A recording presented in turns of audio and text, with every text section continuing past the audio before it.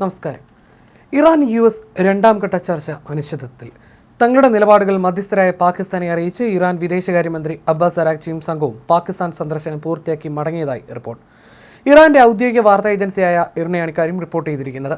ഇന്ന് സെറീന ഹോട്ടലിൽ വെച്ച് നടന്ന ചർച്ചയിൽ Abbas Araghchi Pakistan army chief field marshal Asim മുനീറുമായി കൂടിക്കാഴ്ച നടത്തി. യുദ്ധം അവസാനിക്കേണ്ടത് US മുന്നോട്ട് വെക്കുന്ന നിബന്ധനകൾക്കനുസൃതമായിരിക്കില്ലെന്നും തങ്ങളുടെ നിബന്ധനകളാണ് പരിഗണിക്കേണ്ടതെന്നും ഇറാൻ അറിയിച്ചതായിട്ടാണ് വിവരം.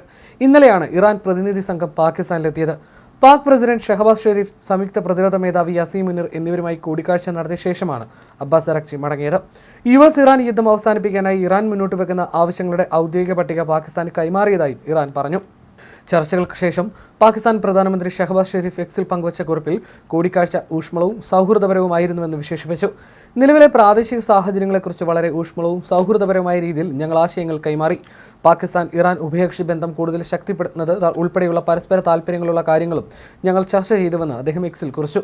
ഷെരീഫും അരാഗ്ചിയും തമ്മിലുള്ള കൂടിക്കാഴ്ച ഏകദേശം 2 മണിക്കൂർ നീണ്ടു നിന്നു എന്നും മേഖലയിലും അതിനപ്പുറവും സമാധാനത്തിനും സ്ഥിരതയ്ക്കും വേണ്ടി ചർച്ചകളുടെയും നയതന്ത്രത്തിൻ്റെയും പ്രാധാന്യം പാക് പ്രധാനമന്ത്രി ഊന്നി പറഞ്ഞുവെന്നും പാകിസ്ഥാൻ ഉപപ്രധാനമന്ത്രി ഇഷാഖ് ദർ നേരത്തെ പറഞ്ഞിരുന്നു. നേരിട്ടുള്ള ചർച്ചകൾക്ക് ഇറാൻ ആഗ്രഹിക്കുന്നതായി അമേരിക്ക അറിയിച്ചെങ്കിലും അത്തരം കൂടിക്കാഴ്ചകൾക്ക് നിലവിൽ പദ്ധതികളില്ലെന്നാണ് ഇറാൻ പറയുന്നത്. ഇന്ന് ഇസ്ലാമാബാദിൽ വെച്ച് 2ാം ഘട്ട ചർച്ച നടക്കുമെന്നായിരുന്നു കരുതിയിരുന്നത്. ഇതിനായി US പശ്ചിമേഷ്യൻ പ്രതിനിധി സ്റ്റീവ് വിറ്റ്കോഫും ഡൊണാൾഡ് ട്രംപിന്റെ മരുമകൻ ജാരദ് കുഷ്ണറും പാകിസ്ഥാനിലെത്തുമെന്നും വൈറ്റ് ഹൗസ് അറിയിച്ചിരുന്നു.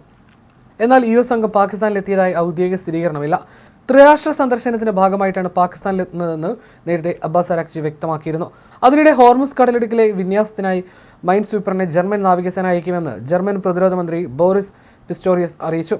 കമാൻഡ് ആൻഡ് സപ്ലൈ ഷിപ്പിനടുത്തായിരിക്കും ഈ കപ്പലും വിന്യസിക്കുക. എന്നാൽ കപ്പൽ പുറപ്പെട്ടോ എന്നത്തേക്ക് വിന്യസിക്കും തുടങ്ങിയ കാര്യങ്ങളെക്കുറിച്ച് അദ്ദേഹം വെളിപ്പെടുത്തിയിട്ടില്ല.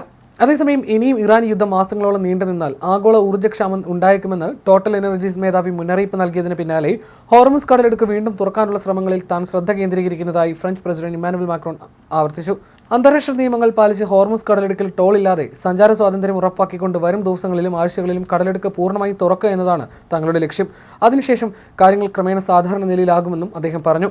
അതിനിടെ ഹോർമുസ് കടലിടുക്കിലെ ഇറാനിയൻ മൈനുകൾ US നേവി നീക്കം ചെയ്യുകയാണെന്ന് ട്രംപ് വ്യക്തമാക്കി. അമേരിക്കയും ഇറാനും തമ്മിൽ ആഴ്ചകളോളം നീണ്ട യുദ്ധത്തിന് ശേഷം നിലവിൽ താൽക്കാലിക വെടിനിർത്തൽ നിലവിലുണ്ടെങ്കിലും കടലിനടിയിലെ സ്ഫോടക വസ്തുക്കൾ കണ്ടെത്തി നീക്കം ചെയ്യുന്ന നടപടി പൂർത്തിയാക്കാൻ മാസങ്ങളോളം എടുത്തേക്കുമെന്നും വിദഗ്ധർ പറയുന്നു. ലോകത്തിലെ 20% എണ്ണ കടന്നുപോകുന്ന ഈ ജലപാത സുരക്ഷിതമാണെന്ന് US അവകാശപ്പെട്ടാലും വാണിജ്യ കപ്പലുകളെയും അവരുടെ ഇൻഷുറൻസ് കമ്പനികളെയും അത് ബോധ്യപ്പെടുത്താൻ പ്രയാസമായിരിക്കും. ഊർജ്ജ വർധനവും മറ്റ് സാമ്പത്തിക പ്രത്യാഘാതങ്ങളും രാഷ്ട്രീയമായ വെല്ലുവിളികൾ ഉയർന്ന സാഹചര്യത്തിൽ കടലിടുക്കിലൂടെയുള്ള ഗതാഗതം പുനരാരംഭിക്കുന്നതിനായി ട്രംപ് ഭരണകൂടം പ്രഖ്യാപിച്ച ഏറ്റവും പുതിയ നീക്കങ്ങളിലൊന്നാണ് ഈ മൈനുകൾ കണ്ടെത്താനുള്ള ശ്രമം.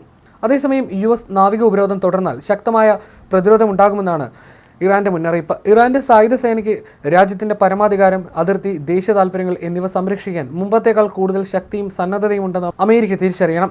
ഇറാനിയൻ സൈന്യത്തിന്റെ ആക്രമണശേഷി അമേരിക്കൻ സൈന്യം ഇതിനകം അനുഭവിച്ചിട്ടുണ്ടെന്ന് ഖത്തം അൽ അൻബിയ സെൻട്രൽ ആസ്ഥാനം പുറത്തിറക്കിയ പ്രസ്താവനയിലും വ്യക്തമാക്കുന്നു.